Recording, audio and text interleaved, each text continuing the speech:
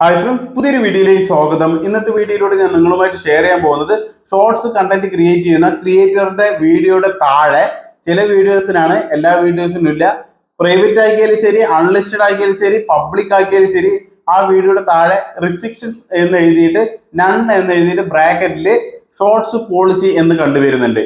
അപ്പൊ ഇത് എന്തുകൊണ്ടാണ്, ഇത് എങ്ങനെയാണ് മാറ്റേണ്ടത്, ഇത് ഉള്ളത് കൊണ്ട് വല്ല പ്രോബ്ലം ഉണ്ടോ, എന്റെ ചാനലിൽ ഏണിങ്സ് കിട്ടാണ്ടാവുമോ, എന്റെ ചാനൽ മോണിറ്റൈസ്ഡ് ആവാണ്ടാവുമോ, മോണിറ്റൈസേഷൻ കിട്ടാണ്ടാവുമോ എന്നൊക്കെ ഒരുപാട് ഡൗട്ടുമായിട്ട് നമ്മുടെ ഫാമിലി മെമ്പേഴ്സ് നിരന്തരം ഇത്തരത്തിലുള്ള ഷോർട്സ് ഞാൻ ഇവിടെ കാണിക്കുന്നുണ്ട്.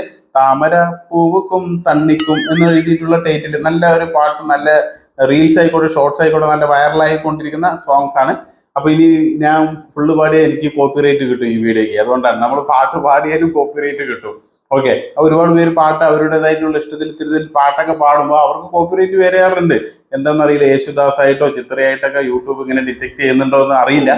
എനിവേ കുഴപ്പമില്ല. ഓക്കെ, ഞാൻ ജസ്റ്റ് ഒന്ന് പറഞ്ഞാണ്.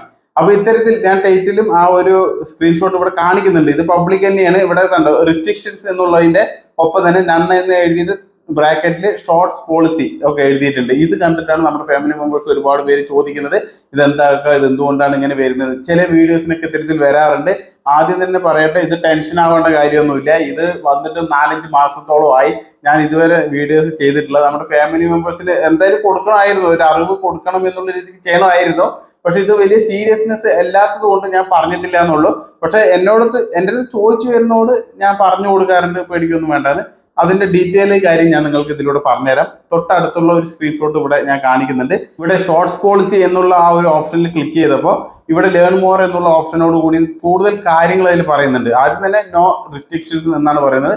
യാതൊരു പേടിയും വേണ്ട, ഒരു കുഴപ്പമില്ല എന്നാണ് ആദ്യം പറയുന്നത്. അതിനുശേഷം ഇവിടെ പറയുന്നുണ്ട് your shorts visibility and ad revenue are not affected. അതായത് നമ്മുടെ വിസിബിലിറ്റിക്ക്, ദൃശ്യത്തിന്, നമ്മുടെ വീഡിയോ കാഴ്ചക്കാരുടെ മുന്നിലേക്ക് പോകുന്നതിനോ ആഡ്സ് റവന്യൂ സമ്പാദിക്കുന്നതിനോ യാതൊരു പ്രോബ്ലം ഇല്ല ഈ ഒരു പോളിസി ഇങ്ങനെ കാണിക്കുന്നതുകൊണ്ട്. ഓക്കെ, പിന്നെ അതിന്റെ കൂടെ തന്നെ കുറച്ച് കാര്യങ്ങളും കൂടി ഇവിടെ ഡീറ്റെയിൽ ആയിട്ട് പറയുന്നുണ്ട്. അതെന്താന്ന് വെച്ചാൽ the copyright protected content detected, അതായത് കോപ്പിറൈറ്റ് കണ്ടന്റ് ആയിട്ടുള്ള എന്തെങ്കിലും ഡിറ്റക്ട് ചെയ്ത് കഴിഞ്ഞാൽ doesn't affect your shorts due to the shorts monetisation policy. അതായത് നിങ്ങളുടെ മോണിറ്റൈസേഷൻ പോളിസിനെ യാതൊരു രീതിയിൽ എഫക്ട് ചെയ്യുന്നതല്ല. അതായത് കോപ്പിറൈറ്റ് എന്ന് വെച്ച് കോപ്പിറൈറ്റ് ക്ലെയിം നമ്മൾ അത്തരത്തിലുള്ള മ്യൂസിക് ഒക്കെയാണ് ഷോർട്സിന് വേണ്ടിയിട്ട് ഉപയോഗിക്കുക. അങ്ങനെ ഉപയോഗിച്ച് കഴിഞ്ഞാലും നിങ്ങളുടെ മോണിറ്റൈസേഷന് യാതൊരു പ്രോബ്ലം സംഭവിക്കുന്നതല്ല. ഷോർട്സിൽ നിങ്ങൾക്ക് എല്ലാവർക്കും അറിയാം, 90 ഡേയ്സിന്റെ ഉള്ളിൽ, അതായത് ലാസ്റ്റ് 90 ദിവസത്തിനുള്ളിൽ 10 മില്യൺ വ്യൂസ് വന്നു കഴിഞ്ഞാൽ നമുക്ക് ഷോർട്സ് വ്യൂ കൊണ്ട് തന്നെ നമ്മുടെ ചാനൽ മോണിറ്റൈസ് ചെയ്യാൻ പറ്റും. അപ്പൊ ഇതൊന്നും ഈ ഒരു പോളിസിയുമായി ബന്ധപ്പെട്ട് നമ്മുടെ ചാനലിൽ യാതൊരു പ്രോബ്ലം സംഭവിക്കുന്നതല്ല.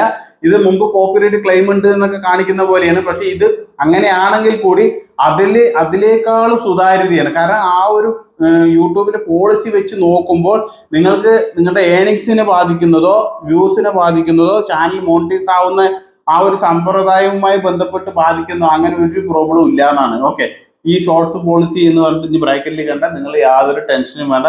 ചിലവർ ഇത്തരത്തിൽ കണ്ടിട്ട് എന്ത് ചെയ്യുന്നത്, വീഡിയോസ് പോലും അപ്ലോഡ് ചെയ്യാണ്ട് അങ്ങനെ പ്രൈവറ്റ് ആക്കി വയ്ക്കും, ചിലപ്പോൾ ഡിലീറ്റ് ചെയ്ത് കളയും. ഇങ്ങനെ എൻ്റെ ചാനലിൽ എന്തെങ്കിലും സംഭവിക്കുന്നുണ്ടോ എന്ന് കരുതിയിട്ട് അങ്ങനെ ചെയ്യാറുണ്ട്.